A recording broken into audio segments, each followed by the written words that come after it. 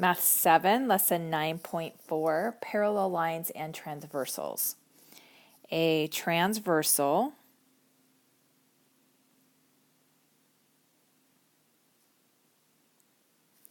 intersects two or more lines at different points.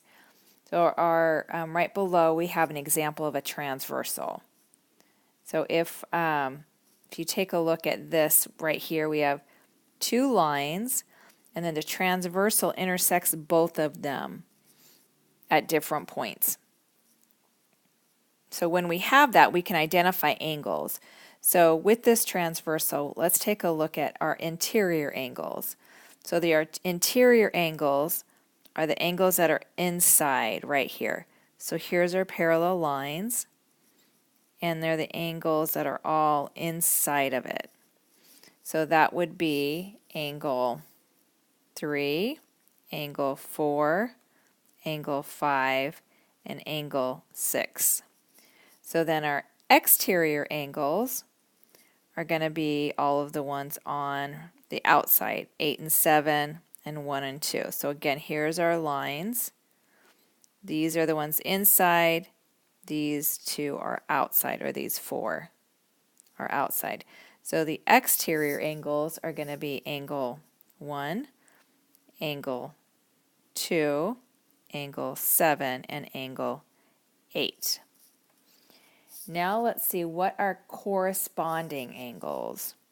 So corresponding angles are angles that are in the same place. Or in other words, on the same side of the transversal and in the same location. So corresponding angles would be like angle 1 and angle 5, because they're both on the same side. They're on this side of the transversal, and they're in the same location. This one, they're on the top of the parallel lines. So angle 1 and angle 5 are corresponding angles, and angle 2 and angle 6 are corresponding angles.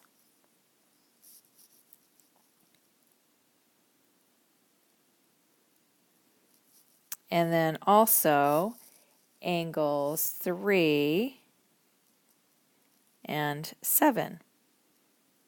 So these, if you see, this is the line, the parallel line. They're on the bottom of it, and they're on this side of the transversal. This is the transversal.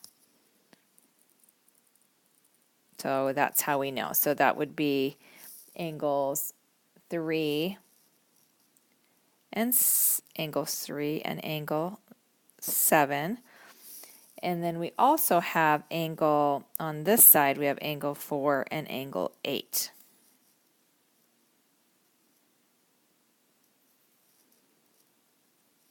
And the next one is alternate interior angles. So your interior angles, again, are going to be these right here. Let me erase this for now. Okay, so these are your interior angles, and they're the ones that are opposite of each other. So we have like 3 and 5 are opposite each other, and they're interior, they're in the inside of the parallel. So angle 3 and angle 5. And the other two are angle 4 and angle 6.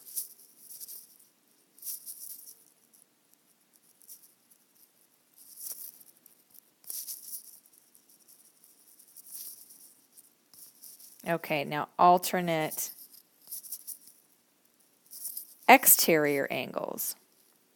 So if these are here are interior, these are your exterior. So the alternate, the ones that are across from each other, so it's going to be 1 and 7 and 2 and 8. So let's put this down here. It's angle 1 and angle 7 and angle 2 and angle 8. Okay, we're going to still need that transversal when we do these. So let's take a look at number 1. If angle 1 measure is 125 degrees, so I'm going to go ahead and write that on there, 125 degrees. What is the measure of angle 2? So that means this one right here. Well, we know that this is 180 degrees. Oops. This is 180 degrees right here, that straight line. So because that's 180, you can look at it like this, 180. I can do 180 minus 125, and that's going to give me 55 degrees. So angle 2 equals 55 degrees because they are supplementary.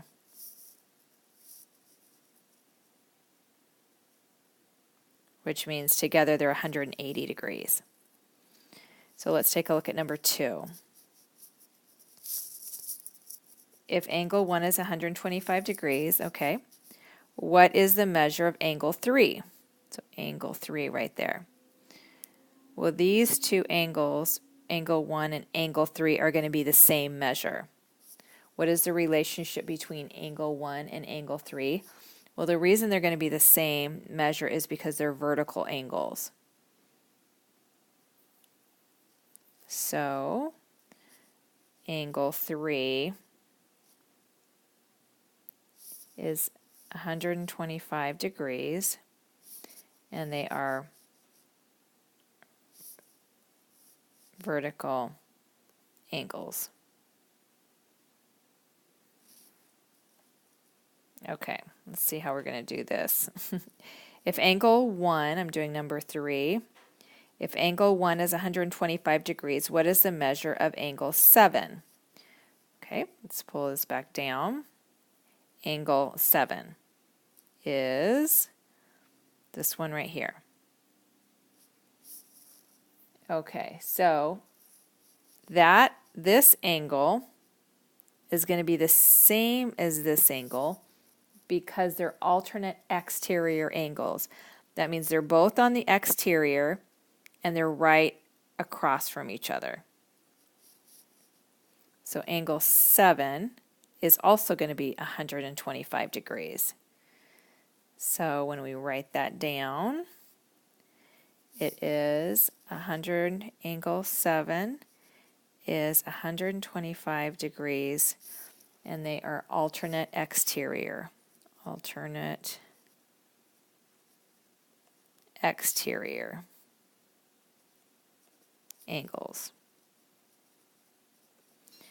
Okay, and number 4 is if angle 1 is 125 degrees, what is the measure of angle 5, and what is the relationship between angle 1 and angle 5? Let's pull it back up. So angle 5 is right here. So angle 1 and angle 5 are corresponding angles. And corresponding angles are the same. So that means angle 5 is also going to be 125 degrees.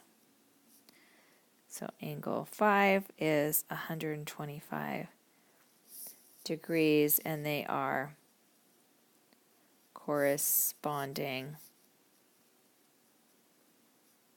angles.